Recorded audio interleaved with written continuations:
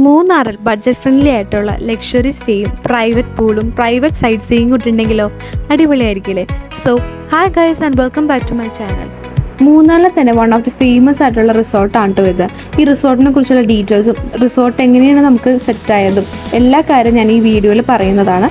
So video ഫുള്ളായിട്ട് watch ചെയ്യണേ. Tour the stories വഴിയാണ്ടോ ഞങ്ങൾ ഈ പാക്കേജ് ചൂസ് ചെയ്തത്.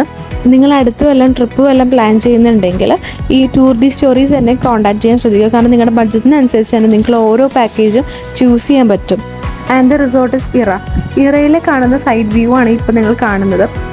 ഈവനിങ് അവർ കോംപ്ലിമെൻ്ററി ആയിട്ട് സ്നാക്സ് നമുക്ക് പ്രൊവൈഡ് ചെയ്തിട്ടുണ്ടായിരുന്നു.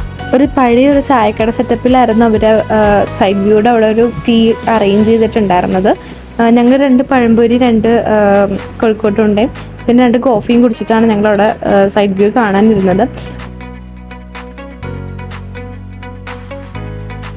മോർണിംഗ് ആണെങ്കിലും ഈവനിങ് ആണെങ്കിലും നമുക്ക് കിട്ടുന്ന വ്യൂ എന്ന് പറയുന്നത് അടിപൊളി വ്യൂ ആണ് കേട്ടോ. മൂന്നാറിൽ വന്നാൽ ഈ റിസോർട്ട് നിങ്ങൾ ഒരിക്കലും മിസ്സാവരുത്.